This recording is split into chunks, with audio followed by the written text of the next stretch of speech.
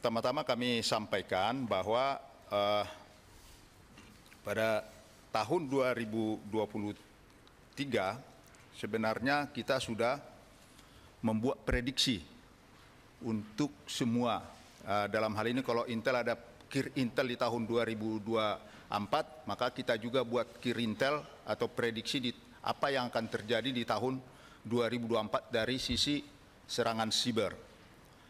Di antaranya adalah ransomware yang kejadian saat ini. Kemudian yang lain ada web defacement, ada ITO attack. Web defacement ini lebih banyak kaitannya nanti digunakan dalam rangka judi online. Ini sudah kita prediksi. Kemudian distributed denial of service, kemudian cyber threat base, dan advanced persistent threat. Itulah gambaran prediksi kemungkinan serangan-serangan siber yang akan terjadi di 2024 ini, dan untuk mengantisipasi itu kita sampaikan ke semua lembaga untuk mengantisipasinya. Bapak Ibu yang kami hormati, kami laporkan, coba next slide-nya.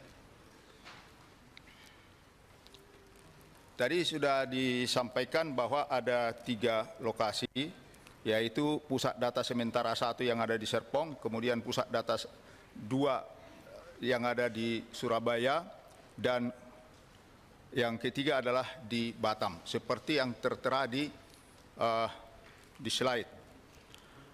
Yang terdampak ini, yang diserang ini adalah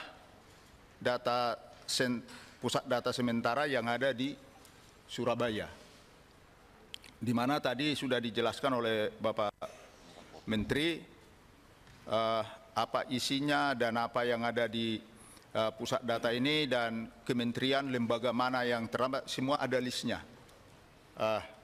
Kemudian kalau kita lihat, artinya terhubung antara Jakarta yang ada di Serpong dengan di Surabaya.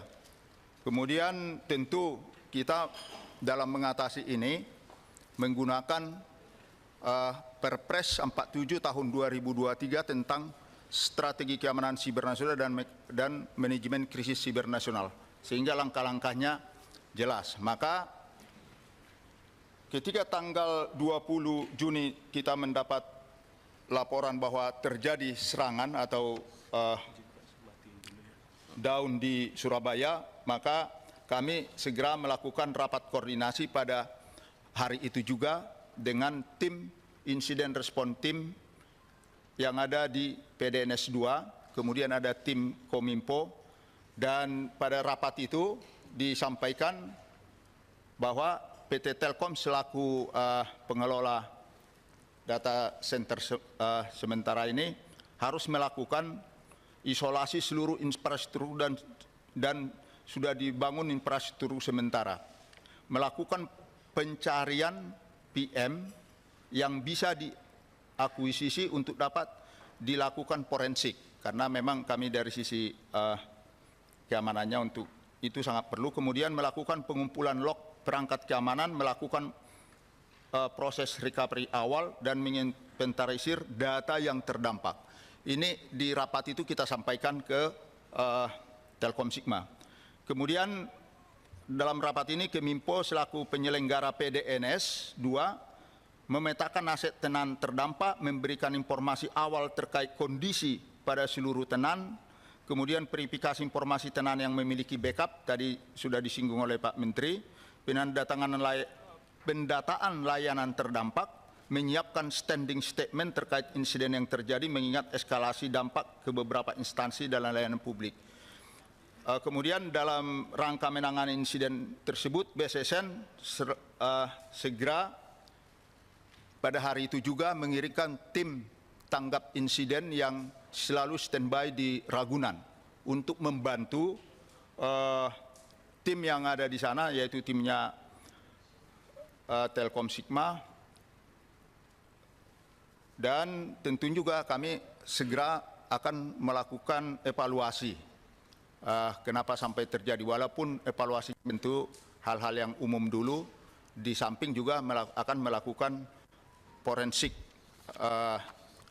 ke barang-barang bukti. Kemudian tanggal hari Jumat 21 Juni 2024, tim dari BSSN melakukan forensik digital dan melakukan asistensi apa yang disampaikan ketika rapat pertama. Apakah sudah dilakukan isolasi, apa dilakukan sesuai dengan apa yang saya sampaikan tadi di rapat tersebut. Kemudian Sabtu tanggal 22 Juni 2004, tim BSSN melanjutkan kegiatan forensik digital. Kemudian hari Minggu, ini tanggal 23 Juni, tim forensik digital telah berhasil mengidentifikasi yang terjadi, terutama serangan ini oleh ransomware. Kemudian selanjutnya saya pada sekitar jam 10 itu rapat dengan dari Keminfo dihadiri atau diwakili oleh Aptika, kemudian Direktur Sistem Informasi Ditjen Imigrasi, karena kami melihat yang sangat krusial pada saat itu terutama adalah masalah imigrasi.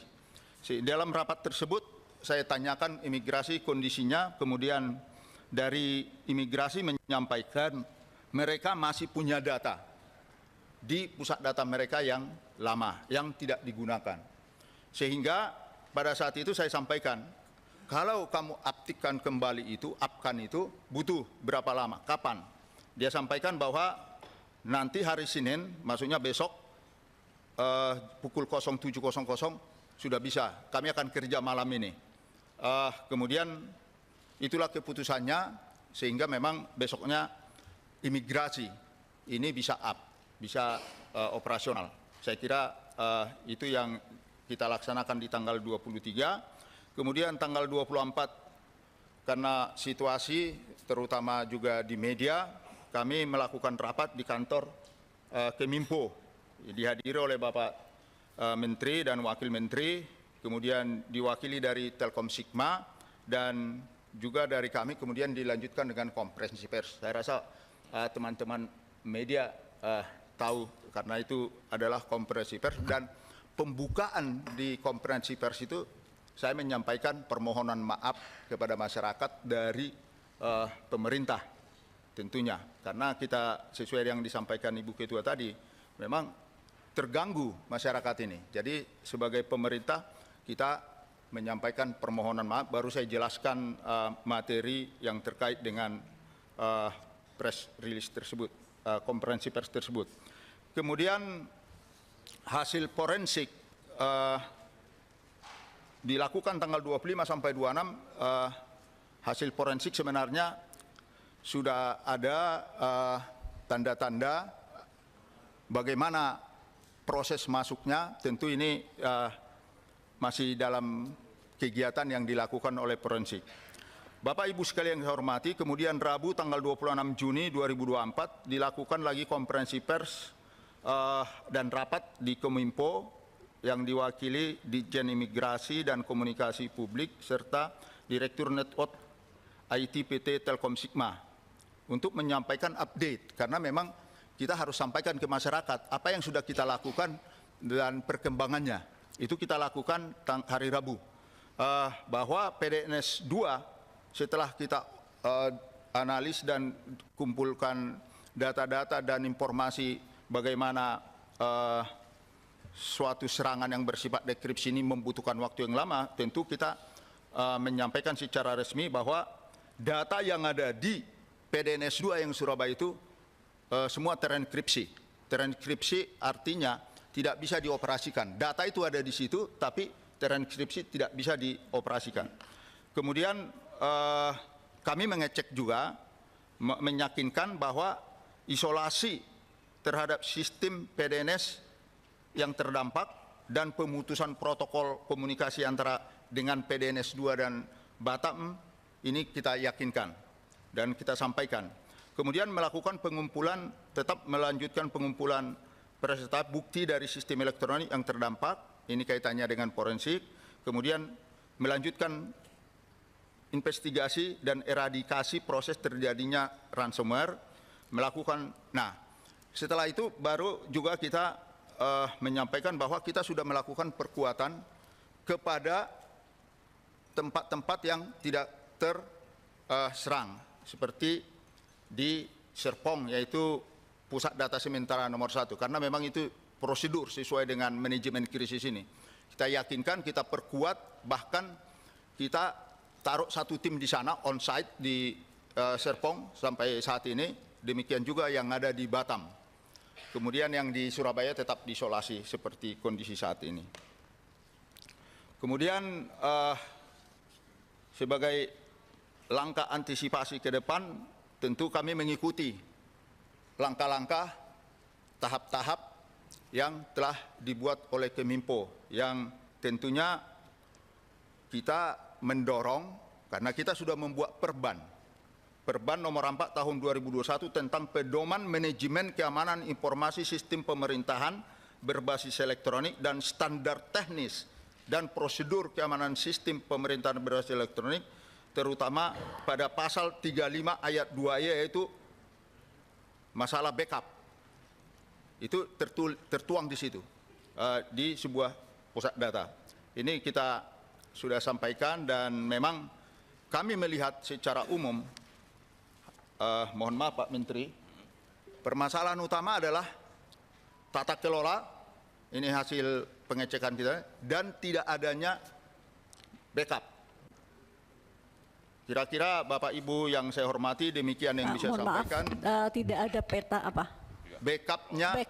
Backupnya data yang di PDNS 1 Surabaya itu di masing-masing instansi kan ada di Batam. Di Batam itu tidak sepenuhnya. Jadi kalau sebenarnya seharusnya kan itu DRC, Bu. DRC artinya data yang ada di Surabaya seharusnya itu harus ada di persis seperti itu juga di Batam. Jadi begitu misalnya ada gangguan di misalnya di Surabaya nih, analognya hampir sama, mati listrik, hidupkan genset. Kira-kira gitu loh sebenarnya. Interupsi Ibu, kenapa tidak ada? Mungkin nanti dari Keminfo yang bisa menjelaskan, itu Pak. Itu yang banyak dipertanyakan oleh para pakar IT, Pak. Betul. Mengapa kok tidak ada?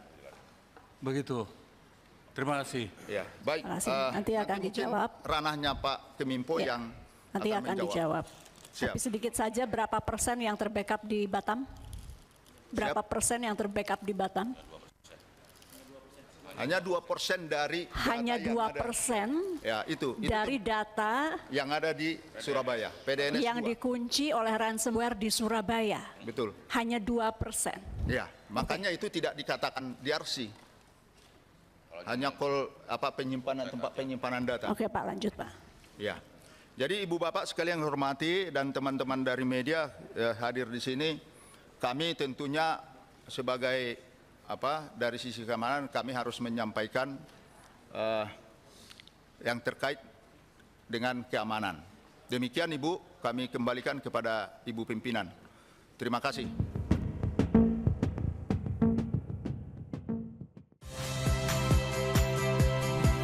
Saya Yasir Neneama. Saksikan program-program Kompas TV melalui siaran digital, pay TV, dan media streaming lainnya.